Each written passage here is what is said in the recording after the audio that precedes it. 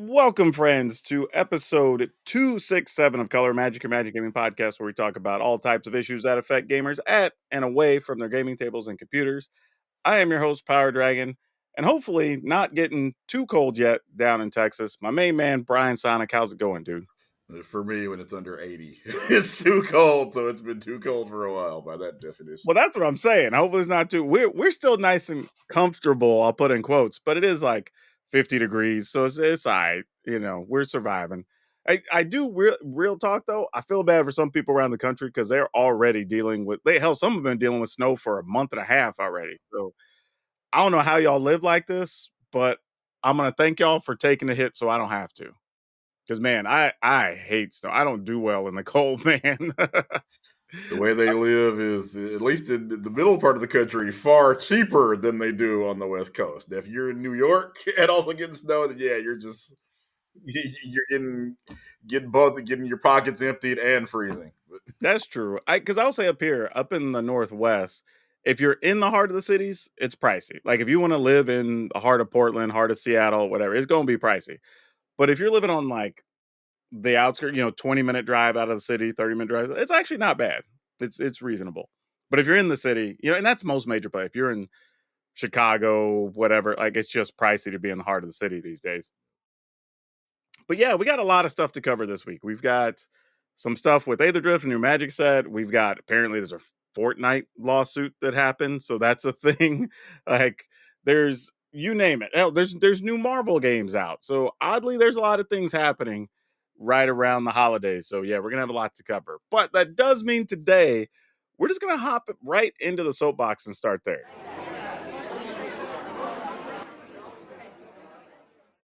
And this is around Aetherdrift. And this, like, you normally go like, all right, so there's a new Magic set, Aetherdrift. We got race cars and whatever. Which let me say this before we get into like the reason it's in the soapbox. There was a lot of information around this set. For those of you who have not seen the document yet, when I saw them post this on socials and I clicked on it, I'm like, oh, okay, they'll probably give us the rundown of like what the color pairs are or whatever, or some history about wherever it's set up or whatever, right? This thing was a long read. This is the what happened on the plains as we were last here. This is the all the different types of teams that are in the races. It even broke down that like there's level 1, level 2, level 3 and Grand Prix and whatever. So there's the whole structure of the race system. I'm like, this could have been like 5 articles. There was so much stuff. So yeah, it was a long read. So if you plan to go check it out, be sure you're gonna have to set down a good amount of time, comb through it. There's a lot of information there. The fact that they put so much in one article, though, does make me feel like there's a bunch of other stuff coming. So they kind of were just like, all right, we got to throw all this out here, set up everything else that's coming over the next like few weeks or whatever, because it's going to have to make sense when we read it. Like, why is this here? When did this happen? So that's what it feels like. And with the holidays, you got people that are going to be taking time off at Wizards and whatever. So you're not going to have your whole team there to, dole out everything. So it kind of makes sense. But yeah, lots and lots and lots of stuff. So lots of world breakdown, more about the visuals, the different important characters, stuff like that. But the big thing, and I'm not going to say it has people up in arms, I will say it has the knuckleheads out and talking, is we've had a revolution that's happened in Kaladesh, which kind of makes sense based on the previous story and all that good stuff. And since then, they've renamed it from Kaladesh to Avishkar, which, all right, fine. We have that happen in real life. Hell, when I grew up, Exactly. we referred to Russia as the USSR. You know what I mean? Like now it's just Russia. Like, and even a thing. Or even further back, like hell, we wrote songs about it. It's Istanbul, not Constantinople. Like, right, like Yeah. that thing, right? So that part, I'm like, all right, cool. Revolution, new people take over, they change the name. That makes sense. But then I think people got up on because they explained one of the reasons they wanted to do it was because they got some flack last time, and we've gone over it pretty in depth. We had Shivam on here to talk about it on one of our earlier episodes. That because you use Kaladesh or Hindi structure as the background for Kaladesh, having the name Kaladesh could have some negative connotations for that culture potentially. So it made sense, right? To go like, well, now that that's not really a thing and we've had people, there's a revolution, whatever, let's just use this opportunity to change the name and just not have to worry about it. And they also oversaw this, my understanding, with some different cultural folks that they have now that they consult for different things. So if people are good with it, I'm good with it. You know what I mean? Like I wasn't affected by the stuff previously, but if other people that were like, hey, do this thing, we're all good, awesome. Or even if you just wanted to already rename it because a revolution happened, it's good to go to a group of people and be like, hey, why don't y'all help us workshop a name that won't be offensive to anybody since we're already going to be renaming it anyway? Like, that seems like the smart thing to do. Like, and then the argument, now I will say this, the few people I have seen complain about it, I've backtracked to because, I got to do my due research. They're not people that genuinely have earnest conversations in this space. I will say that to put it politely. What a Like, shock. yeah, so it's like, all right, so they're already kind of devaluing themselves or whatever. But the reality is, at the end of the day, if you're not one of the people that were affected one way or the other, like myself, what does it really matter to you? You know what I mean? Like what is the purpose of even being upset over it? Like it's not like you were invested in Kaladesh, the name and whatever before. So why are you magically invested now? Right? It literally doesn't do any harm to change him. And it even makes canonical sense. That's the other thing. It's not like we just came back and everything was the same and we just said just because we're going to slap a new name on this. Like there's actually a story reason it makes sense. I would almost with the if I squinted real hard, I'd almost get it if you were upset and they just said, "Well, we upset some people, we're going to change the name," and everything else stayed the same. But the fact that there's an actual reason for it on top of it, yeah, cool, whatever. Like, are these same people going to be mad when we go back to Amonkhet and they're like, "Well, we should have kept all the Bola statues and whatever, and even though he did all these things, or like it's a story reason. Some of that stuff's going to change anyway, right? What are we doing?" And I don't know, man. I don't know if you've seen as much as I've seen, but again, I will say a bunch more of it is on Twitter than it is on Blue Sky. So make of that what you will. We knew anything that had to do with any kind of cultural sensitivity is going to draw, as you said, all the knuckleheads, all the wrong people, all the people who had probably zero commentary on Kaladesh the first time we went there. Now all of a sudden, or as you said, it's suddenly their favorite plane. Everything's been changed, and they're upset about it. Stop, just really stop. And I'll save you right now. If you're watching this on YouTube and you're just going to come into the comments, just know you're either getting blocked or your comments getting deleted or something anyway. So I'll just save you the effort. Like, I'm not dealing with it. Like, I got better things to do. I got 3, 4 projects I'm trying to handle. Holidays are coming up. Like, I ain't got time to deal with those types of silly comments. Like all the people who were so upset that Aragorn was black, and you look through, you can look through just the last 2 or 3 years of their content, and Lord of the Rings has never been mentioned. But all of a sudden now they're incredibly upset about all the lore and everything, and whatever. I think my issue really, because I thought about this earlier today, it's like if everything would have happened, but Wizards would not have had those 2 or 3 sentences in the middle of the article, would they even have cared? You know what I mean? Like if the story would have just been behind the scenes, they had their reason why they changed the name. But they said, yeah, story wise, there's this revolution. These people took over. They renamed the plane, whatever. Which, as you mentioned, is something that happens in real life all the time. That's what I'm saying. So it probably wouldn't even have been an issue, right? But it's because they read a couple of sentences, they went, that's it. This is just a stupid reason we shouldn't have done this. The woke mind virus at work. But again, what are we affecting?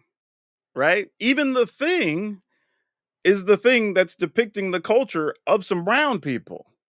You know what I mean? Like what are we mad at? Right? That'd be like me. You know what we're mad at. I know, but I'm saying, but that would be like the equivalent of something going on for I don't know, let's say with Ixalan and maybe some of the natives or the Mexican Hispanic community were bothered by something.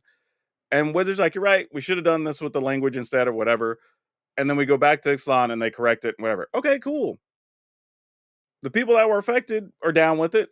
They don't mind the changes. It doesn't do nothing to me. So, like, why would I be upset? They're like, I can't believe you went and changed the language on Ixalan or whatever. Like it doesn't change the cards I get to play with. It's not going to change anything visually how stuff looks. So, like, what am I mad at? You know what I mean? That's the thing. At the end of the day, like, come on, We come on. all know, we all know what they're mad at. It's the Sure, fact sure, that brown people had input is what they're mad at. sure. Whatever else they want to say, that is the thing that they're mad at. Yeah, it's just tough because at the end of the day, you're nothing functionally for 95% of better of the players probably is being affected. So the fact that it even becomes a point of conversation is just weird. Again, I cut you a little bit of slack, a little bit, the minus littlest bit of slack. If it was just, all right, well, we're going to change the name to appease some people.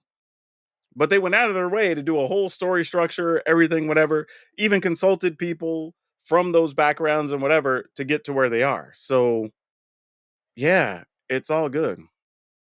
I got nothing. I got nothing to even be bothered by with it. It was just amazing that it became that big of a conversation when ultimately we're gonna get to hell by middle of next year, probably by the summer, ain't nobody gonna be talking about it. Same way people were upset when they were getting rid of Jihad and these other cards or whatever. Talked about it for like a month and then nothing. Same thing when we were talking about banning certain people for having perspective, different artists and whatever for doing things where people got upset about it. A month later, we didn't even talk about it. This is going to be the same damn thing, right? People are going to be bothered, whatever. They're going to go still buy their magic cards. They're still going to have their favorite things out of the set, and it's going to be business as usual. It's just the way it is. It's like when Aragorn was black and people were bothered. And then you And say again, again a month later. exactly. Ain't nobody said a word about it since. Those cards still sell. Lord of the Rings still went on to be one of the best selling sets. Blah, blah, blah, blah, blah, right? Literally didn't matter. It just doesn't. But the product still did its job, still got a lot of people to buy it, still going to be one of their top sellers, probably on their top 10 for the next decade for as much as it sold. Like it's just the way it is. Like if it's doing good business and the end product genuinely is not affected, who cares? That's really what we need to adopt on so many games, not even just Magic, across the board on so many products. Because you see people just getting upset about the dumbest things sometimes. Hell, the number of times I see people comment on stuff when I'm watching a YouTube video and just the like weirdest minuscule sideways comment. And I'm like, that was your takeaway from this video? Hell, I saw a thing. There was one with oh, what's his name? Mark Rober, the NASA dude who now does like all the science videos or whatever on YouTube. He did one where he was like training a crow or whatever to do all these different uh like escape room thing and give it a reward. And there was even people in those comments talking about his treatment of the birds and I hope you did XYZ. And I'm like, yeah, really? Like this bird even look hurt? Like, and I come from a household where I have somebody who is a bird expert and she didn't have a problem with it. So I'm just like, people just got to find stuff to be mad at. You know what I mean? Like some people, they're just fine. Take time to try and enjoy stuff, y'all. Like, not everything is crazy. Not everything's some big conspiracy. Not everything's somebody out to get you. Not if it's not really affecting the thing, is it really that big of an issue? Like, come on. But anyway, I'm gonna get off this and let you have some time on the box.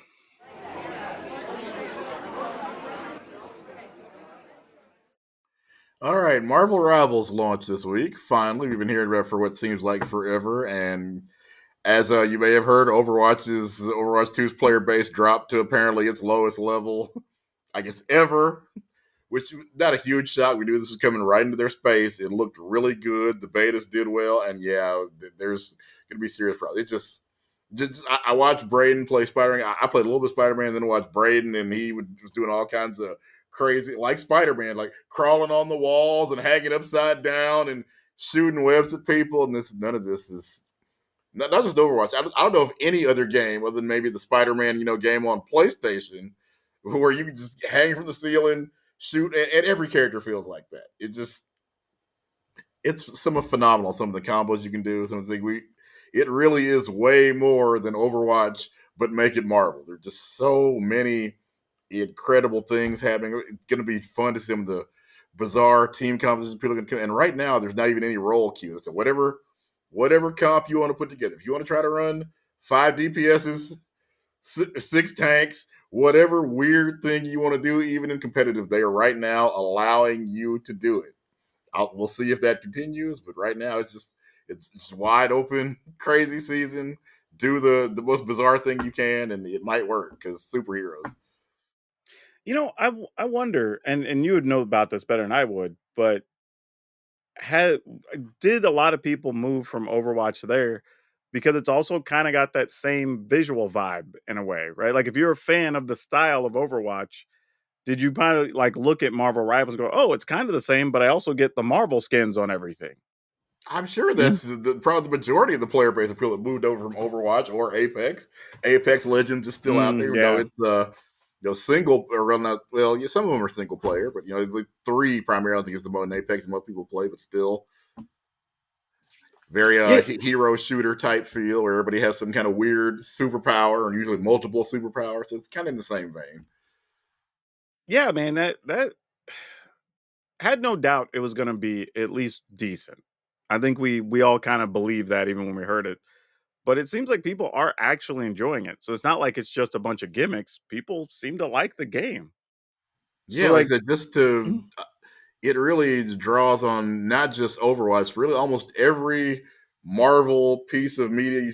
Like, for them, if you played Marvel versus Capcom, there are things in Captain America, like essentially got Charging Star. If you ever remembers, yep. Captain America's, he's got that. Some of the Spider-Man combos, or as I said, similar to some of the things you can do in Spider-Man's Sony games. So it's just so many callbacks to so many different things that you've probably experienced as a Marvel fan. Because again, if you're old enough, or even if I think they just released the Marvel Capcom games in a big bundle on the new system. So yeah, anybody that didn't play it the first time has had a chance to play it now, and there'll be all those callback to those different move sets. Now, I guess the question then becomes like if this game holds its momentum, does Yeah, I that think right start now to it's gone over 10 million. yeah, and that's what I'm saying. Even if it let's say it doesn't say at 10 million, let's say it drops to like 7, which probably is realistic. But does that start to spell doom for something like Apex and Overwatch or whatever? I mean, I think you got to be worried because Overwatch was already kind of losing steam. A lot of people have never liked the fact that it went from 6v6 to 5v5, which was apparently done for Overwatch League, which Blizzard isn't even in control of anymore. So it just also Marvel Rivals delivers some of the things that Overwatch 2 promised but didn't, like, for example, destructible environments are in Marvel Rivals, and that they actually are a huge part of the map. Because let's say you want to be Hawkeye and climb to the top of the map and shoot down on everybody. You may see some spot. Oh wait, that'd be a great place if I get to the top. Oh wait, I can blow this building up and then climb to the top of it and fire down on everybody. And so many, or Hulk could just smash the building and bring it down on everybody. Again, stuff Overwatch 2 promised, they ended up deciding, well, we're just we're not going to do it for whatever reason. We're just not going to. Part of the reason was they had no real competition in the space. Now they do, so it's going to be interesting to see what their response is. Yeah, and when we touched on this a little bit pre-show, is maybe this is also a sign that some games do just run their course. We live in a world where we have a ton of what we can call legacy titles at this point. When you're talking about Madden or Call of Duty or Magic or Pokemon or whatever, but there's also a lot that like we got to remember if you live 5 to 7 years, that's still a long time for a gaming product. Not everything's going to be Warcraft. You know what I mean? Like some are going to live for 20 years, 30 years, whatever. But some, if you can, hell, if you get 10, that's a hell of a run for some games. But I feel like we get invested in our products and we just try to sort of just assume everything needs to live for at least a decade or whatever. But that's just not the reality for something. And to be fair, let's say Overwatch dies this time next year, they made a lot of money on it during its run. Yeah. It's still a success. So yeah, And I the don't thing know, is, man. had they delivered on what they promised, it might have been a completely different story. Had they had destructible environments, there also was going to be a PVE mode, which ended up getting axed, and that entire team got fired. But again, they had, if you wanted to play a 5v5 hero shooter, that was at the time your best option. Now we got Valorant out there kicking butt, taking names. Marvel Rivals is here now. We'll see who else kind of. Obviously not Concord. Concord tried. They tried and died very quickly. Yeah, that's the other thing, where you're talking about so many of these other products that have come and gone recently, where Concord, X Defiant, whatever. It's like that space just starts to get crowded after a while. Yeah. And we've said it so many times, I feel like this year, there's only so much time gamers have. Right. Right? We have an embarrassment of riches where there's a ton of amazing titles, high quality AAA titles that come out every year now. And most of us will never play more than 2 or 3 of them in a year. Exactly. So Especially like, trying to create content because, if you want to grind rank or unlock a thing, you almost don't get any time to play games yeah. just for the sake of fun. So that's a tough space to be in. I Or even think if you're that's not why creating it, if you're just trying to hold your rank in a specific game, let's say you feel like you're good at Call of Duty, certain level you want to hit every season, you got to put in the hours. I know if I don't play even Madden, which I've played for years, for a couple of days, I feel like, hey, wait, my timing is off. I'm not running the offense the way I should be running. I'm throwing more picks than I should be just from taking a day or two off. no, not just that, you might have rank decay because some other people came and Also beat you, and that, now you log back in and you're 200 spots lower than you were when you played on 4 days ago. right? Like that stuff happens. So yeah, I don't know. That's going to be a tough situation for them, but it's one to definitely keep an eye on to see how much of their current player base that Marvel Rivals actually either drops or increases. Because I think there's a lot of hype right now, but sounds like people genuinely like it. So who knows? It could be in the next big thing as far as first person battlers go. There are also, I'm sure, a lot of people who jumped in and probably weren't ever going to play a shooter, but wait, Captain America's in a shooter? Okay, now I'm interested. Or, Dude, Spider-Man, hey, the Hulk, whoever your favorite character count is. me in because like I normally just look at first person shooters and go, all right, it looks neat, but it's another Or it's first the person shooter. third person, actually. Well, yeah, that's true. It's not even first person, right?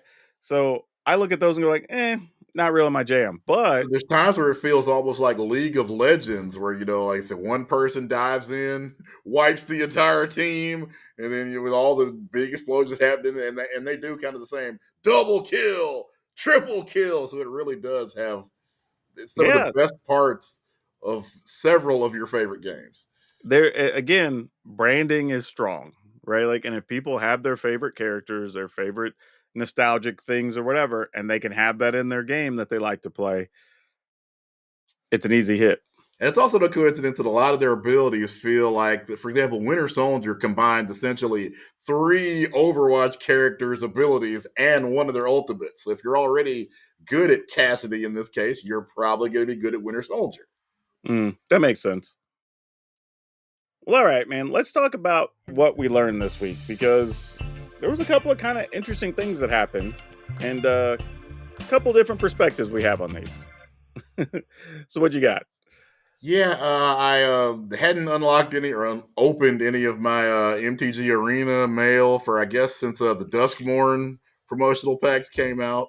So I finally got around to doing them. So it happened I was close enough to the vault for, we're opening all my packs, unlocked my vaults. I mean, for about I was making it rain for like about 6 or 7 minutes, just more packs and more. And it just almost like Christmas morning. Just look at all the packs and the wild cards and everything like a slot machine. Things are like, did I break something?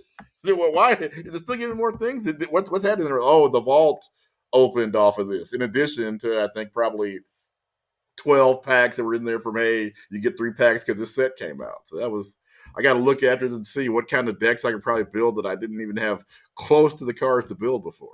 Yeah, imagine if you hadn't gone on since Bloomborough, right? You would have got all the stuff they give you because you like some wild card stuff, some new Yep. things because we just rotated to a new standard. Then Right. there's all these different beginner decks, so those all pop up and you get a thing. And then there's the 3 free packs you get, boom, boom, boom. But then mid-season, you also get the 3 free packs for the alchemy thing for that set. So then those would have been in there. But then you also had the Duskmorn stuff, so you get all the Duskmorn packs and things go with that. And then you would have also gotten some free wild cards if you already had the ley line that got banned. So you got those that pop up. And then then you get the mid-season Duskmorn alchemy cards, so those would have been a thing. And then you had the foundation stuff that would have been a thing. So yeah, Yeah. you could add a All of bunch that. of stuff in there. It's like, you know how Hearthstone will send you 50 packs that you haven't played, and I don't know how many months it is, maybe, I don't know, 5 or 6 months, but that's what it really kind of felt like. Where if, let's say, maybe you just meant to play one game, you spend 10 minutes opening packs. You're going to see if any of these things go in. For example, since Bloomburrow, I've been running a rabbit deck. So I saw, oh, wait, Heir Apparent. Okay, Mhm. that's going in there. And I actually building an entirely new deck just off of that because, I already had a deck that spams out rabbits. Yeah, and I think it's also one of those things that every game is going to figure out the right number of things to give you, Yep. right? Like, rarely is that just like, we're just gonna make up a number, right? If they do, that's the test number and it may go up or down or whatever. But Somebody has generally, mathed all this out. yeah, generally there's somebody from the psychology side and somebody from the math side on the finance figures, hey, how do we make this work? It's like we talked about, it's the slot machine thing, right? Like, where people don't realize slot machines generally, depending on your state and where they're legal, whatever, have a payout of no lower, usually on the low end, like 93%, but some will be as high as like 96 or 98%. But that number is there to just make sure you're getting enough wins and getting enough of your money back that you're entertained and you psychologically get rocked in and go, oh man, I was so close to getting the bonus, or they had this progressive that popped up, but I didn't get the third ball I needed, or whatever. And you're like, you know what? What if I just give them another 100? We were close. We'll Right. probably get there, right? It's the same thing for every online game. Like, they're all doing the same thing, right? The numbers might look wacky, but they're there for a reason. Like, did you hear there's a casino in Vegas that just closed, is getting torn down? Some other casinos being rebuilt, or, well, I guess not rebuilt, but another casino is being built in its place. They hadn't hit all their numbers yet that I guess they're required to give out. So for the last week they were open, they're giving away almost $1 million a day. Yeah, that was earlier this year. Yeah, Man, what was it like? I want to say Tropicana, but that's not right. might some. But yeah, it was one of the older ones. But I do remember that people were going to the casino to play more because they were obligated by law in Nevada to give away so much money. So they were just randomly picking people and just giving away money every day. I think it was like every hour or something. They were picking a couple Yeah, people till they gave away the whatever. It was a big old number too. I mean, it was like a couple $1 million had to be given away over so many days or whatever. right. So yeah, kind of wild, but yeah, it's how the system works, right? Somewhere the mafia is smiling down, or I guess smiling up. Yeah, look what we look what we created. Good No doubt. time. Now, here's a weird thing that I was on social media, I think late last week, and just out of the blue, I saw some cards that had some Riot stuff on them, League of Legends characters. Like, what's this? Turns out, I guess they're trying to make a paper version of Legends of Runeterra. No, it's a brand new game. Well, yeah, that's It's a it's supposedly going to play like a new game, but people keep referencing it as the paper version of Runeterra, which is the confusing part. Because in the same articles, they will also say it's a new game. So I'm like, why are we doing this? Like, people stop. But it's only going to launch in China initially, which is weird.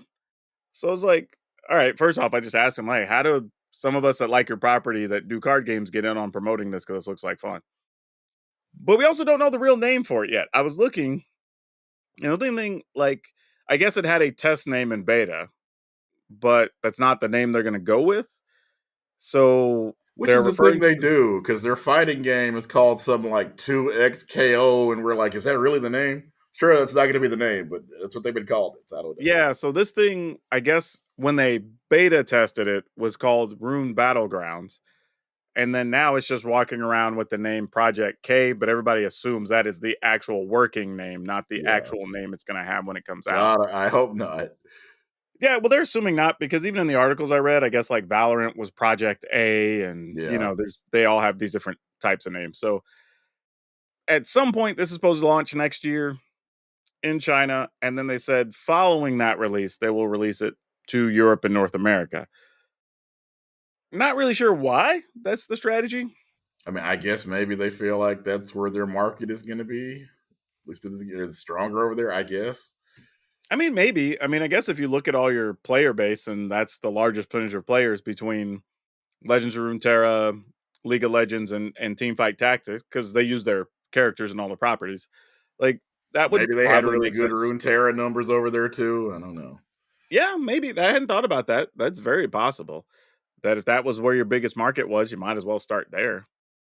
But Of yeah, course, now reading the through this. problem is, a lot of people that played Runeterra are ticked. Like, okay, if you got all those resources, why didn't you just try to fix Runeterra?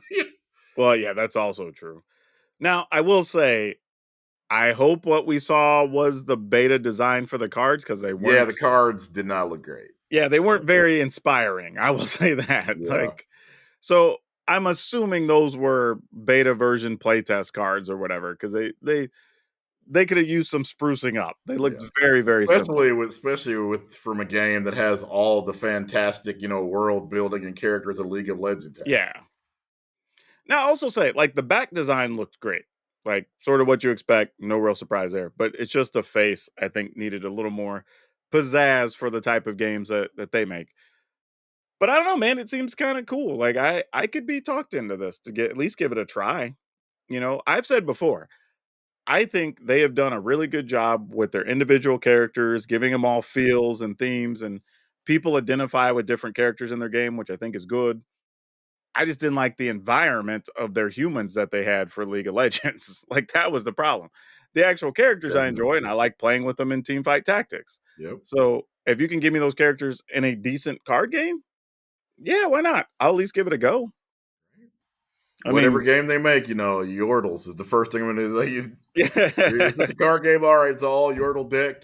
Team Fight Tactics. If I can make a bunch of Yordles work, I remember at first in was it a Team Fight Tactics? They were broken for a while. Then Oh I yeah, yeah. One of the kind of early sets, I think it was like set 2 or something. They were yeah, really good in that one.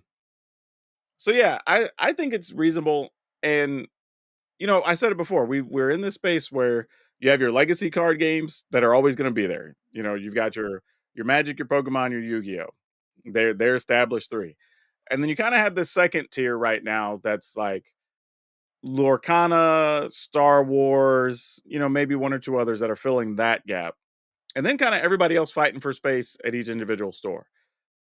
I think you could have a property as big as Riot with their current following if they do it right could end up for sure in that second lot and work their way toward being in that first lot, depending. definitely, But gameplay is going to have to carry a lot, so we'll see. Because if you're going to do tournaments and leagues and all this other stuff, like the gameplay takes precedent there. Like Lorcana and Star Wars can still get away with just like this universal worldwide license that everybody appreciates, and you still have a bunch of collectors that are going to move cards. But it's at what point does the competitive side catch up? So we'll see. We'll see. But yeah, let's hit on a couple of quick topics here before we get to the dinner table in a bit. So, as it turns out, early reports that MagicCon Chicago is doing pretty well on ticket sales. So that means people are still wanting to go to Chicago in the winter. Who knew? Here's my thing though, right? When I saw the schedule for this year and there was going to be 3 events in the US, it was like Chicago in the winter, Vegas in the summer because it's in like August, I think, and then Atlanta in like October, I think it is. Which I kind of went, in a way, would you want to swap some of those? So like Chicago maybe in October and Atlanta in the winter, like but it may be a matter of what space you can get, what's already booked, yeah, because what's I'm not. sure they're getting it super cheap. Because again, who in most cases just tried to be in Chicago in the wintertime? People that live in Chicago don't want to be there in the wintertime. Yeah. And I will say last year we got very lucky because there was just maybe like an inch of snow on like late Friday night and then nothing the rest of the weekend. So it was totally reasonable to be there. It wasn't too bad to be out and about. Don't know if we'll get that lucky 2 years in a row, but we'll see. It is because it at least was later in February last year. But I think this is more a result of people saying, yeah, I'm not going to do Chicago in the winter. And then ending up with a little bit of FOMO because you saw everybody and everything that happened and there was no problems. Now people are like, well, now I don't want to miss it. I got to get my tickets. And we have a new element this time that they're adding D&D stuff to MagicCons, which we've talked about it before. They own both properties. You have a fair amount of crossover. So it kind of makes sense to do it. Hell, your staff all knows each other, whatever. You might as well put it all in one building. Now, space, I know people are going to bring that up. The McCormick Center in Chicago, I think it's the largest convention center in the country. It has over like 2 million square feet of exhibit space, whatever. So they can get however much space they need. The question is just how much do they need? Do you increase the show 30%, 50%? Like, I don't know what that number needs to be. But then additionally, how many more people does that bring in? Because like we were just talking that Vegas had somewhere north of 16,000 people. Right? I've heard numbers between 16 and 17,000 depending on how you track them, whatever. Does that mean that Chicago could go up to 20 because of the D&D stuff? Like at some point we're going to start talking real like big convention numbers for just Wizards of the Coast products without even having so. And again, this is before we've introduced all the crossover stuff we could do for the Square products that they're going to be doing games for all the Marvel products they're going to be doing games for, right? Like we get back to a year from now, we could be talking about some really big conventions for Magic, which is crazy. Because I think when we first heard Magic Cons, we're like, if we got to like 10,000 people, that'd be cool. And now it's like 20,000 isn't even that far of a stretch. So I don't even know how big they can. I don't think they're going to be, I don't know, they'll never be like San Diego Comic Con, Gen Con big, when you're talking 70, 100,000, whatever. But maybe we get to where 30,000 is a realistic number, maybe, which is kind of crazy to say because I don't think I would have said this 4 or 5 years ago when we started talking about Magic conventions. But we're in a weird space, man. I don't know. And when they expand, because like Comic Con didn't start out that way, but it's just now it's not just comic books. Now it's movies, it's TV shows. I mean, I think I want to say It's Always Sunny in Philadelphia has a panel there, which has zero to do with anything comic book or even to some extent really nerd related. Unless you would call yourself like it's maybe a sitcom nerd, but that's just where our culture is going. It is considered to be way more acceptable than it used to be just geeked out and obsessed over a TV show or a book or a movie or what have you. Yeah, you're right. Because I think when they started out initially, it was like, okay, well, we're going to do some panels with some comic book artists. And then the panels expanded to having like writers and all these other people and execs, and they came and talked about stuff. And then we got into the world where we started doing more comic related animations and TV shows and movies. It was Yeah. like, okay, well, now we got to have those people in, and now people want to see the Video actors from the games, movies. Yeah. And then once you're already in that space, it's like, well, these people are also doing these other regular TV projects. So why don't we get some of them in and we can have the dudes from Supernatural or, whatever. Yeah. And it kind of becomes a whole thing. So I don't know. Maybe that's where we're headed with the Magic Cons eventually, right? As somebody Maybe. that's been covering nerd related stuff, it's just been crazy to see it go from okay, well now the comic site's got to cover it. Especially for like the place I work for now has there's a comic book site, there's video game sites, and now it expands into all of those sites, or to where everybody's talking about it. Yeah. Maybe that's exactly it. TV, if you got a TV site, depending on which TV shows you cover, you got to cover Comic Con. It just keeps growing and growing. Well, that's the thing, right? When you talk about all the crossover stuff that's happening right now, like we said before, like it would not surprise me if we get to Vegas and they have voice actors from Final Fantasy, right? Right. If they have comic book artists from the 90s and stuff for classic Spider-Man and X-Men or whatever, there to sign stuff or do art lessons or whatever the case is, right? Some type of panels, like people would show up for that. So it kind of makes sense. I mean, things are just moving what feels like at a crazy pace right now with these because it feels like wasn't that long ago we were talking about the first MagicCon in Vegas that people were like, I guess we'll try it out, see what we expect. To now, it's like, oh, we could do all these things, So didn't take that long for us to get to that space. But yeah, so if you want your tickets, I would get them sooner rather than later for Chicago because that is only in February. I mean, it sounds like a long time being 2.5 months away, but it's going to creep up on you before you know it. And then, and this sort of was a little bit of a surprise when I saw this news. Fortnite is going to have to pay their players $72 million in a settlement. That's wild. Like, even funnier because a couple weeks ago, I think it was, we were just talking about how, well, normally you get in these class action suits wherever you don't really get any money back anyway. You just get a few bucks. Well, Apparently, everybody's going to get roughly, according to the article, somebody's already broke it down, about $114 a person. Now, people might be saying, why are they having to pay everybody the $72 million? Well, as it turns out, they were already fined in March of 23 for $245 million for, in quotes here, counterintuitive, inconsistent, and confusing button configurations, which led to consumers making unwanted purchases, clicking the wrong buttons, whatever. But attached to that, part of the other punishment, I guess, was the $72 million that they have to pay back directly to the players. These are wild numbers, by the Yeah, they're way. huge. Like when people wonder how much money games like Fortnite makes, like understand that we are talking over $300 million in fine and restitution and some variety here. And they're like, okay, well, you take a check. Yeah, and they're still going to make probably a billion plus at the end of the year anyway, losing this much money, right? It's just Fortnite's numbers are insane. Probably closer to 2 billion, honestly, even with this.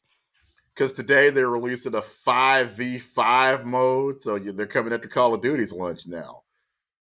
And people are probably going to play the crap out of it.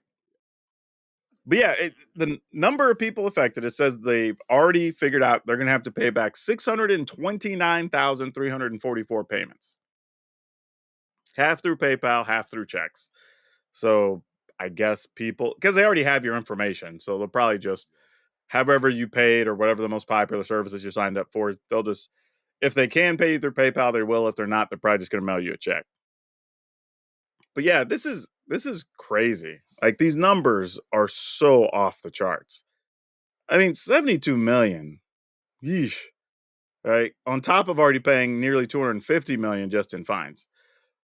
But they did say that a lot of it is really just about having things set up in ways that led to people accidentally making purchases that they did not want to make. Which, if that's generally what was happening, good that the FTC was looking out and did something. Yeah, Like I said, because they don't just come up with those numbers arbitrarily. For them to fine them that much, there had to be something like, okay, yeah, this is a lot of complaints came in. oh yeah, yeah. I've written and read several stories about 9-year-old kid blows $2,000 with his parents' credit card. Yeah, they said they were just reading through the articles that kind of broke it down. There's a lot of just deceptive practices. One of the ones, or a couple of them, they highlight is that apparently when your game goes into sleep mode, you could somehow be charged while the game was still loading when you open it from sleep mode somehow. That sounds shady. Yeah, which sounds I can't even. crazy. And then it said there's also charges when you would be pressing a button to preview an item. You could sometimes, I guess, like double hit it or something, and then you would end up buying the item instead of just previewing it. That And I like, probably have done before. yeah, and that's a fair one. It's like, dude, come on, you need to have a better process for that, right? That shouldn't be a thing. And then, of course, all the issues of making it easy for kids to be able to purchase stuff without parent approval. Like, you don't want that. So yeah, and there is another thing attached to this too, is it also blocks Epic Games from being able to lock the accounts of customers who dispute charges or digital goods or services that they purchase. So That's a good thing. yeah, so if you went and said, like, hey, look, this shouldn't be on my account or I accidentally purchased this, whatever, they couldn't just be like, well, Man, sorry, too bad, and then you can't do anything about it. So that's actually really nice too. So yeah, this is one of those cases where you hear about it and it's like, wow, they actually, somebody involved genuinely listened to complaints, did their research, broke it down, figured out, hey, we also need to solve for these other things. And then let's make sure it's a real enough number that it's at least feels like somewhat of a punishment, right? Because good that's looking been, out, FTC. what were you saying? I said, good looking out, FTC. Oh, for sure. Because that's been my thing too, is I feel like sometimes we hear about these suits with big companies or various fines or whatever the case may be, that the number is just like, all right, it sounds like a lot to us, but we know it's not a lot to them. Like when Wells Fargo did all the stuff where they made all the fake accounts and did all that crazy stuff, and people looked at the number they were fined, and it's like you know how much money they made by doing that? Like, and their fine adds up to like 10% of what they made. So who cares? It Yeah. was worth it to take the risk, right? Yeah, the pedals got a match. If you only got 2 days for robbing the bank, there'd be a lot more bank robberies. Yeah, of course, of course. So I at least feel that while Epic and Fortnite, are big names, $300 million is no chump change. I guess roughly almost 325 million. Like that's a real amount of money that they have to pay back on their scale to at least be like, all right, we need to make changes and not let this happen anymore because we don't want to be paying 70 to 100 million again in another year. That's crazy. And then at all the negative publicity, because this is the top story on every site that even kind of covers gaming right now. Oh, that's a good call, right? Because it's not just the financial part, it's how many people go, well, I was thinking about playing Fortnite, but the company's kind of shady, or they've got this lawsuit out, or whatever. Or So, if it's a yeah. kid, the parents like, no, no, I saw that bad story. No fork knife for you. Yeah, that's a good call, too, right? If parents see this and they're Because like, so cool, much of you can Fortnite's play, player but base I'm is, never giving you my credit card to get anything. yeah. Right? Because I don't want to get caught up in this. I don't want them doing extra because people are going to assume all kinds of things. You're like, Right. I'm not letting you put my card in the site. Sorry. Right. So that And could be a that, real thing too. that takes away a lot of the appeal of playing because so much of the appeal is to have the cool costume and the dance emotes, the thing that differentiates it from, Hmm. really Call of Duty, Overwatch, or what have you. Oh, especially with crossovers, man. Like you've got all the different skins you can have of your favorite, like Dragon Ball Z guys, and I could have Batman or whatever. Like that's part of the appeal. It Ooh, really is the game from Ready Player One come to life, yeah, basically. basically. I was gonna say this was kind of a late thing that I didn't add to the notes, but before we get to the dinner table, I don't know if you saw this, Brian, but Wizards made content that was kind of targeted at us that went live today. There's a new show called Deck Yeah that they did that has one Becky Lynch playing Magic. I did hear something about that. Isn't that crazy?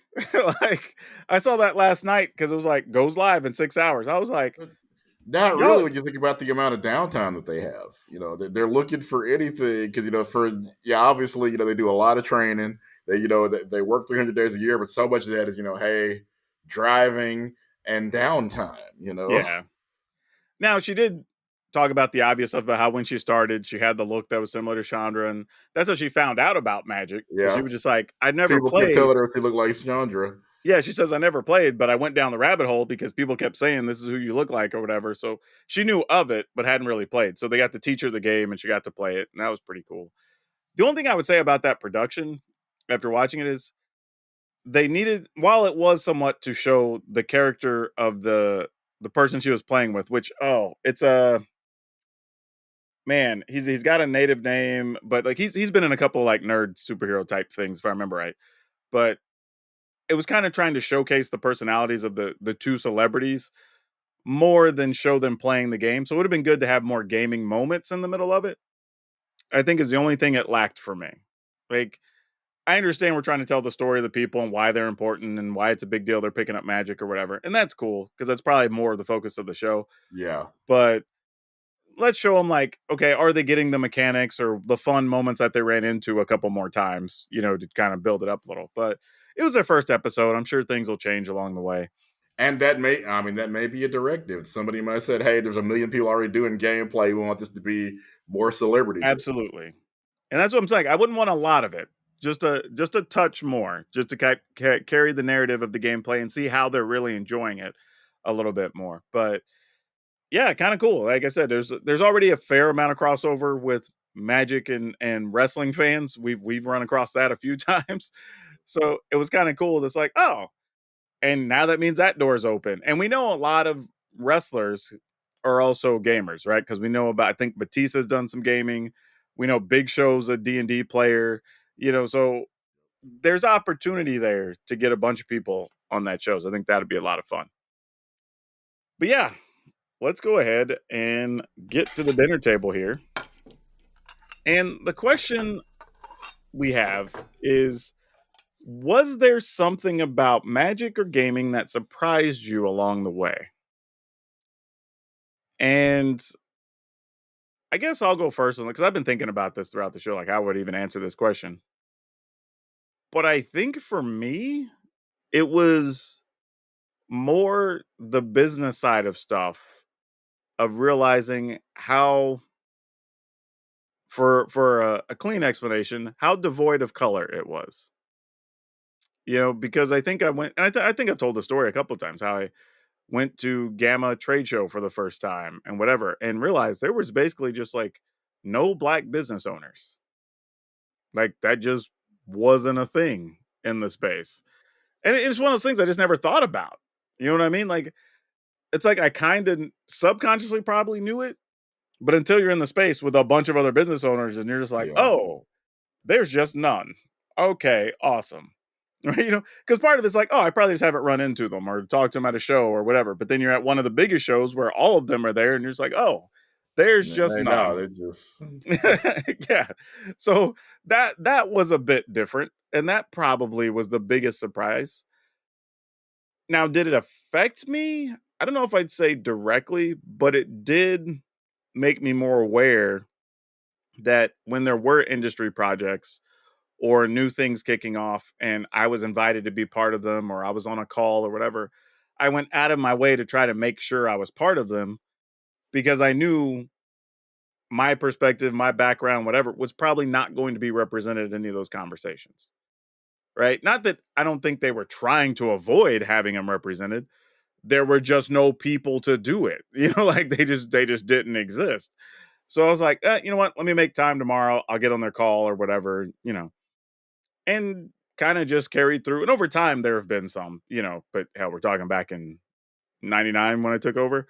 So it was just a whole different space. So yeah, that's probably my thing. It was just realizing on the business side of the industry how there was really just no melanin in a lot of levels. I think was the biggest thing. And again, some of it has changed a little bit, but not a ton. But there is definitely a change, and it's not so uncommon now when you go to the trade shows. But yeah, that's my biggest. I don't know what was there a moment for you at all? I think just the creativity that I keep seeing. And there's some obviously you see, the usuals, the Call of Duties, the Maddens, but like for example, somebody had the bright idea to turn Moby Dick into a video game. It's called Nantucket. It's kind of like, if you played FTL, it's basically you got your ship and you're trying to build all your various ship parts at the end. Your boss battle is your ship versus Moby Dick. It's just, and Really? yeah, for that just blew my mind. And somebody, first of all, said, "Hey, you know what needs a video game? Moby Dick." Because yeah, obviously you figure like, okay, let's say how many fairy tales have had some kind of video game? Yeah, Almost all of them. tons. But Yeah. I'd love to talk to the person that said, "Hey, yeah, Moby Dick needs a video game," and that the fact that they not only were not laughed out of the room, but enough people for the game to get made said, "Yeah, that's a great idea." You know, Like not only that, just thinking about the idea of Moby Dick as the final boss. right? Because I mean, if you think about, it, yeah, he really is. The great white whale. Just that's what the whole game is like. Hey, you're hunting this creature down, and really, I guess you'd say Moby Dick kind of was one of the first, final bosses. It was all about getting to him, and of course, him wrecking everything in his path.